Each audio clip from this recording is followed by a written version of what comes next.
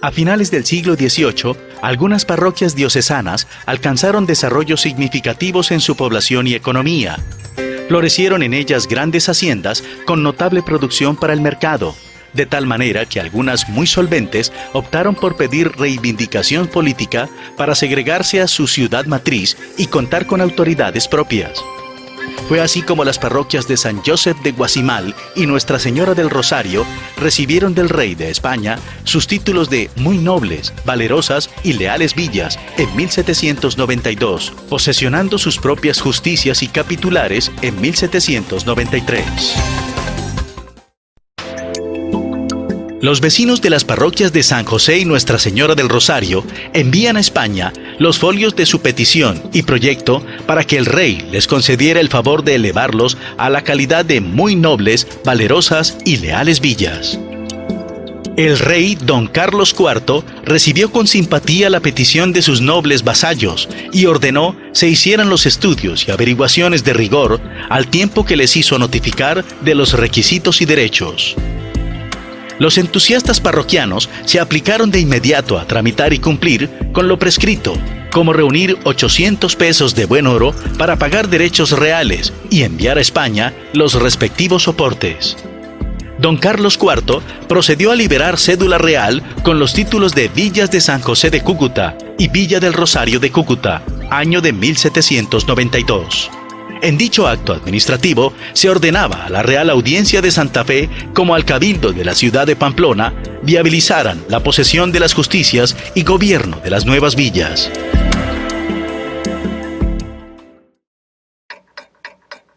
La ciudad y gobernación imperial española de San Faustino de los Ríos era una fuente militar dedicada a atender las guerras indias contra los motilones y naciones étnicas no sometidas, a fin de mantener despejada la navegación del río Zulia.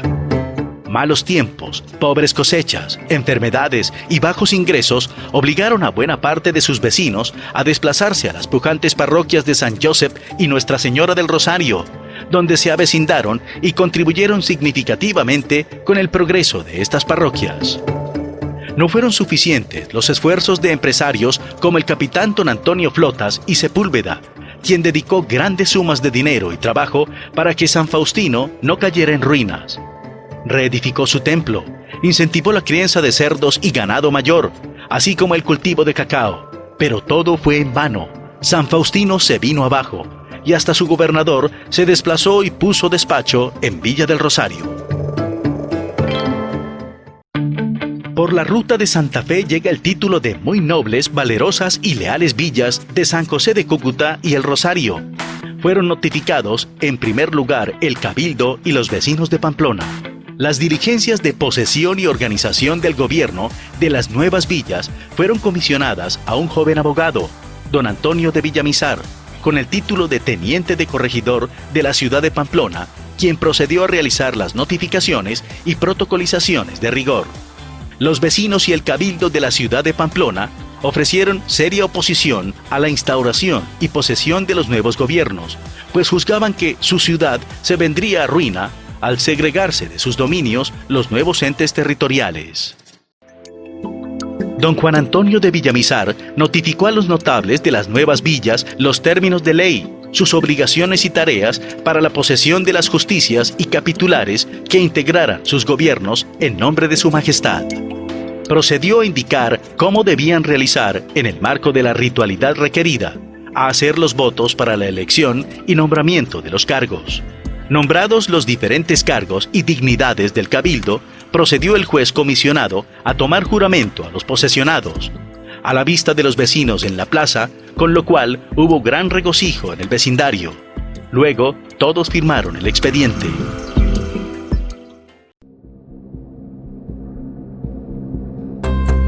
Una de las tareas del juez comisionado, además de posesionar los cabildos, fue la redacción de las ordenanzas de buen gobierno, bajo las cuales se regirían tanto las justicias y funcionarios como las cívitas que los instauraba, de donde la Escuela de Primeras Letras era pieza fundamental en la constitución de las villas. La escuela como el maestro estaban a cargo del cabildo, sostenidos con una renta de 4,000 pesos que se destinaron para ello. El maestro debía certificarse como virtuoso, en cuya elección se atenderá más a la conducta y vida contemplar del sujeto, que al estilo de su letra, pues para ello había moldes, pues entre sus tareas estaría la enseñanza del temor a Dios y el amor y su lealtad al soberano. Los niños debían ser conducidos a la primera misa todos los domingos bajo la debida solemnidad y decoro.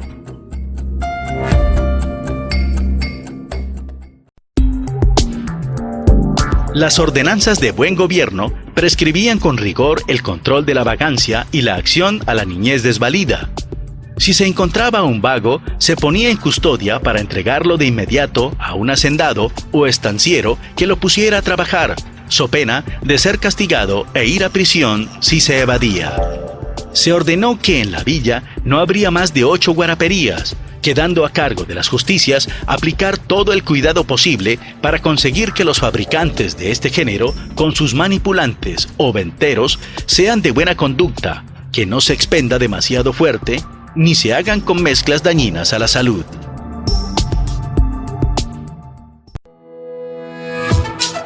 La institución de la villa trajo demandas fiscales no existentes hasta la fecha en el Valle de Cúcuta. El cabildo de la villa debió establecer cargas tributarias de diferente género, no solo para el sostenimiento del gobierno, sino para la hacienda real.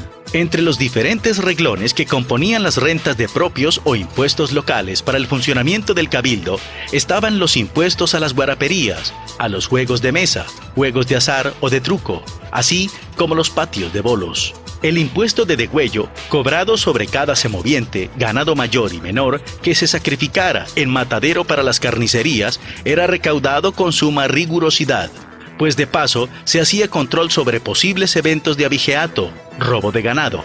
Este impuesto aún hace parte de las rentas propias de algunos municipios. En tiempos coloniales era uso y costumbre de estas partes que los hacendados tuvieran, además de sus mansiones rurales muy autárquicas o autosuficientes, una casa en la plaza de la villa o ciudad. Allí pasaban temporadas cortas y tenían donde pernoctar cuando bajaban al pueblo. Algunas familias, los más solventes, enviaban sus hijos varones a cursar estudios superiores en los colegios mayores de Rosario o San Bartolomé en Santa Fe. Es el caso de los Omaña Rivadeneira, quienes enviaron a Francisco de Paula Santander y Omaña a realizar estudios de Derecho en San Bartolomé, aunque finalmente no se recibió por verse involucrado en las luchas independentistas a partir de 1813, con la toma del Valle de Cúcuta por Bolívar. Patio central del Colegio Mayor del Rosario en Santa Fe de Bogotá, a donde los señoritos de las élites locales solían cursar estudios superiores para recibirse de letrados, prevísteros o abogados. En las postrimerías del periodo colonial, la agroindustria del cacao cayó en desgracia. 2 eventos impactaron los entables de cacao. Una plaga o mancha amarilla empezó a dañar los frutos, al tiempo que sendas bandadas de aves migratorias redoblaron sus ataques contra los frutos. Las consecuencias no se hicieron esperar. Muchos cacaoteros sufrieron duros reveses en su economía. Debieron reconfigurar su vocacionalidad agrícola, sustituyendo cultivos de inmediato. De hecho, pareciera que los bendijo la providencia, porque en estos mismos años llegó el café a estas tierras. El café vino a sustituir el cacao como soporte de la economía regional.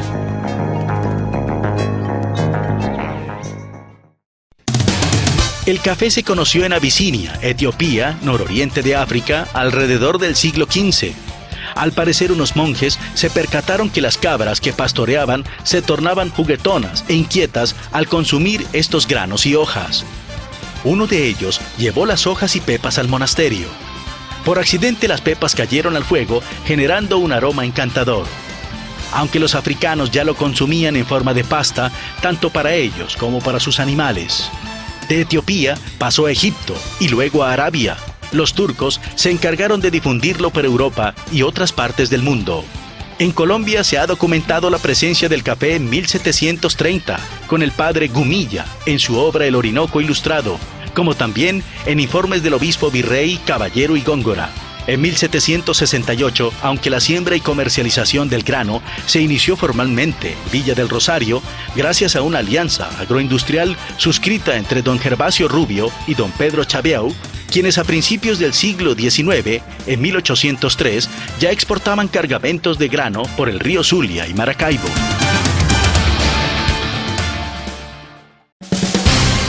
Con la caída del cacao, la diversificación de cultivos y la llegada del café, las haciendas y unidades productivas rurales se hicieron mixtas, optimizaron el uso del suelo y ampliaron la perspectiva de sus mercados. Algunos hacendados sostenían el beneficio de los cacaos en las vegas del río, criaban ganado en las llanuras y laderas, mientras roturaban nuevas tierras hacia las zonas montañosas para sembrar café. Además mantenían sus trapiches para la producción de mieles y panela, las huertas de pan coger y la cría de especies menores para el sustento diario.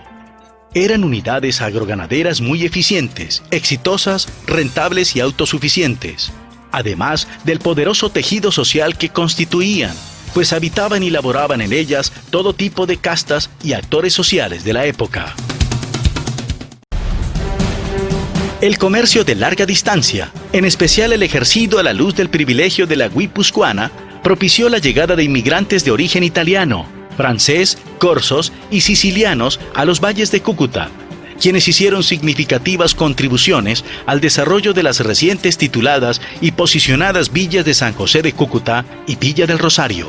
La guipuzcoana era una empresa imperial que no solo se encargaba de comerciar y transportar mercancías y viajeros, también ejercía, en nombre del rey, control sobre la legalidad y el contrabando en los puertos y factorías. Vigilaba el comercio de los ingleses con las colonias españolas, el tráfico de esclavos y harinas del norte de América. Entre los extranjeros aceptados por el Imperio Español que se asentaron en los valles de Cúcuta y Táchira estaban los Berti, los Villafrade, los Fortul, los Chabeau, los Sumalave, entre otros, quienes se aplicaron en el comercio, la empresa productiva, las obras civiles y los negocios con el Estado. Algunos abrieron tiendas, fueron boticarios y ejercieron la medicina.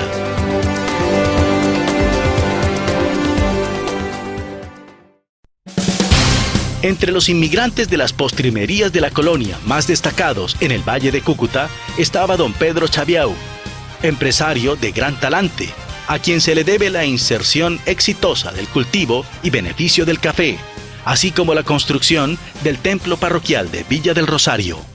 El templo parroquial de Nuestra Señora del Rosario era muy modesto, pequeño, y dado el vertiginoso crecimiento del vecindario, pronto debieron iniciar la construcción de uno más grande y monumental. Don Pedro Chabeau dirigió y financió la obra, cuya construcción les llevó cerca de 10 años. Fue terminado y bendecido en 1808. De aquella extraordinaria obra solo queda la huella, el encanto de sus ruinas en la actual Villa Antigua, pues sufrió graves averías con el terremoto de 1875. Del templo parroquial original de Nuestra Señora del Rosario, erigida en 1761, queda una modesta capilla, bajo la advocación de Santa Ana, donde se prestan los oficios religiosos. Erigidas las villas de San José y del Rosario, soplan vientos de modernidad. Don Antonio Nariño, un estudioso, joven ilustrado, traduce y publica Los derechos del hombre y ciudadano, surgidos en la Revolución Francesa. Se prende la chispa de la futura ideología independentista en el nuevo Reino de Granada.